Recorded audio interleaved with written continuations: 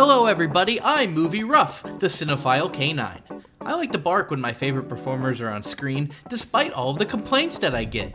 On MB Roundup, I run through the cinema my owner put on the TV while he left for his job at the Mousepad Emporium.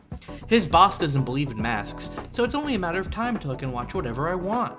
Now let's get into it before I get another noise complaint. Yes God Yes is about a Catholic girl who starts to give in to her repressed sexuality. This discovery leads her to realize that everyone has sexual urges that they give into in secret. If you grew up religious, you may find this movie relatable and even cathartic.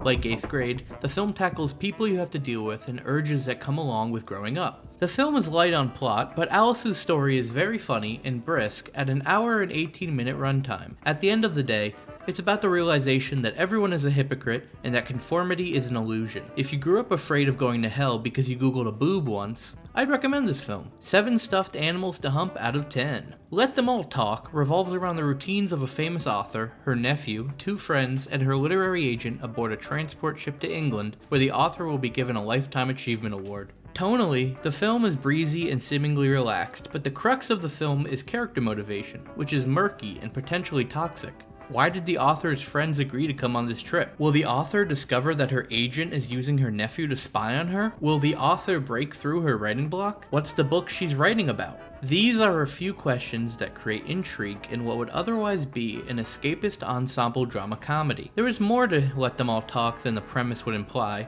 but it still maintains a comfortable feeling until the motivations unfold. Soderbergh directs another fun ensemble film. If you miss hanging out with your older relatives on vacation, I'd recommend this film.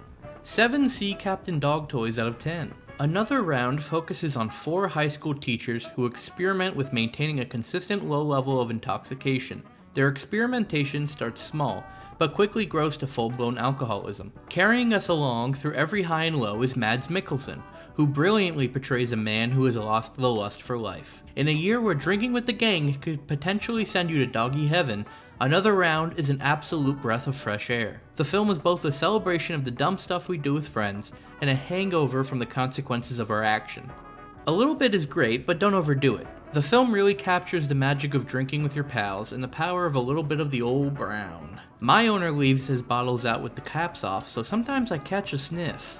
Another Round is a bottle of powerful ibuprofen in a year that has been one long hangover. If you missed the community of sipping strong, I'd recommend this film. 9 fake brown bottles out of 10. Sound of Metal is about a drummer who suddenly loses his hearing and must come to terms with living in a world of silence.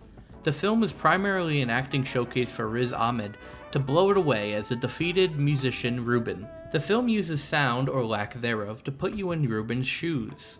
Ruben slowly learns to live with his situation, though the creeping shadow of economic failure looms, as he needs his hearing to continue working and living his life the way he planned.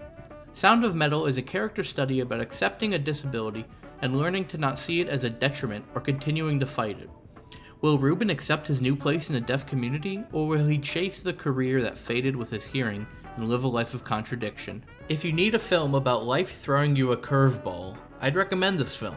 8 drum sets for dogs out of 10. Soul follows a band teacher who dreams of being a jazz musician as he dies right before his dream gig and must journey back to his body in time for the show. This is another death metaphor for kids from Pixar, but this time around, the existential crisis that lies beneath every Pixar film becomes the main text. This feels like multiple premises for separate films stuck together in one package, and the results vary as the film favors fast pacing over ever letting the emotional moments truly breathe. The animation and style changes are fantastic, and Jamie Foxx's performance as Joe is great, whereas Tina Fey's feels like an audition to be the next Dory. What Soul ends up being is an above-average film from Pixar. Much smarter and enjoyable than most animated films, but uses the Pixar playbook to create a busy collage of Pixar brand tropes and messages. If you never miss a Pixar film, I'd recommend this film. 6.5-hour compilation of jazz for dogs out of 10. Wonder Woman 1984 is the follow-up to the DC blockbuster hit Wonder Woman.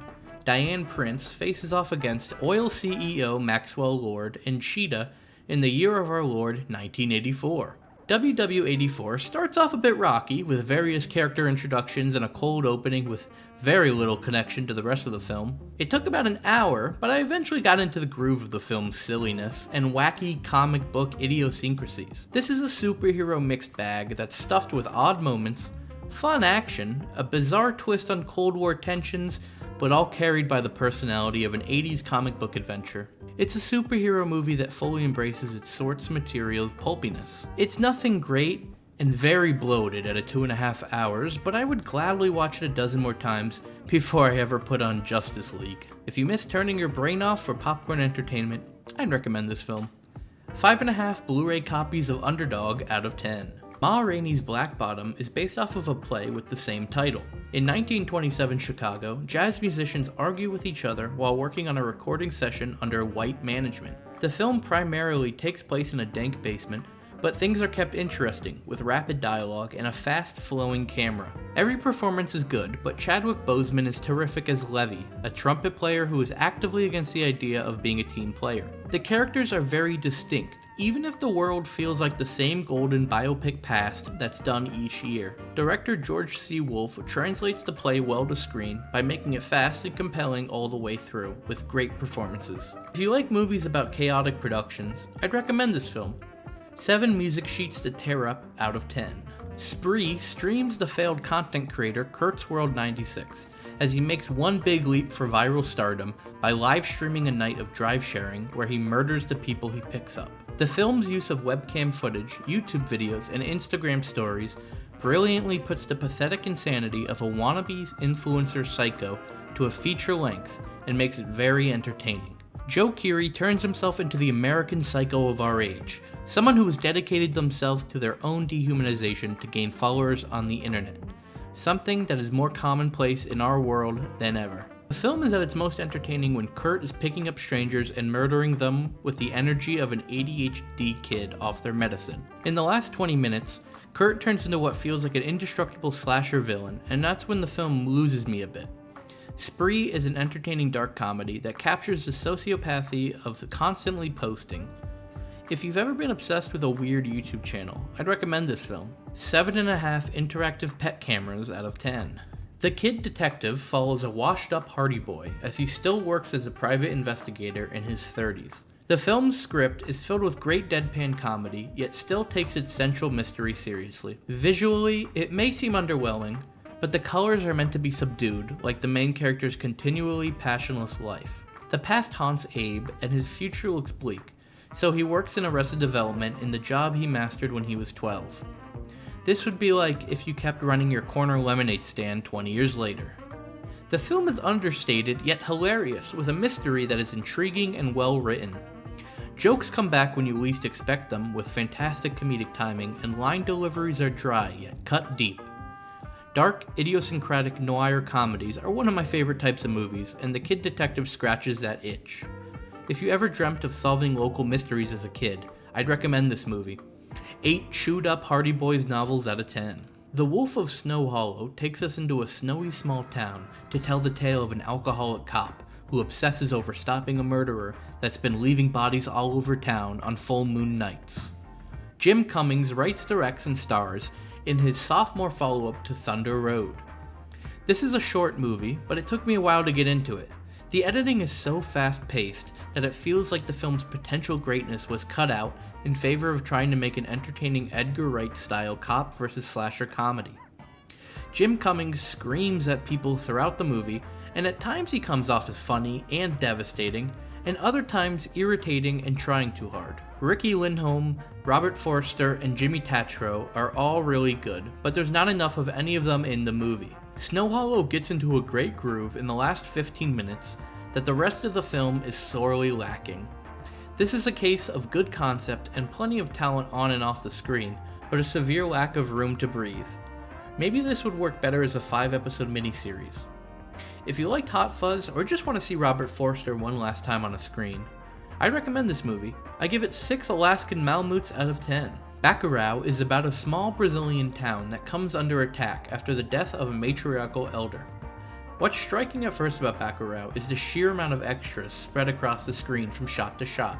The film does a great job of driving home the togetherness of this community and how they've survived for so long. In the first half of the film, not much happens, but there are a lot of upsetting atrocities to the small town people by the invading militia that are kind of hard to watch. But when the film starts rolling, the film explodes with some of the most cathartic cinema of 2020. It's a B movie wrapped in a survival story about American imperialism and cultural erasure. The film is upsetting, but terrific, and there was nothing quite like it released in 2020. If you're sick of the people your country calls leaders, I'd recommend this film. 8.5 dogs with weapons out of 10. Small Axe Mangrove takes place in 1970s London, where police are constantly harassing a small restaurant, which is the main spot for the black community of the area. A protest breaks out, the police make arrests, and the film takes us into the courtroom case of the Mangrove 9. This is the first film in Steve McQueen's ambitious Small Axe film series. McQueen shows that the Mangrove is a place of fun, conversation, and food for the black community in a majority white London. He makes a point to show the celebration and excitement that takes place at the Mangrove. This points to the audience that the Mangrove is not just representative for racial injustice that black people face on a daily basis, but it's where the black community thrives with celebration and joy. That's why, when the injustice and police brutality takes place, the film's point is stronger and incredibly effective.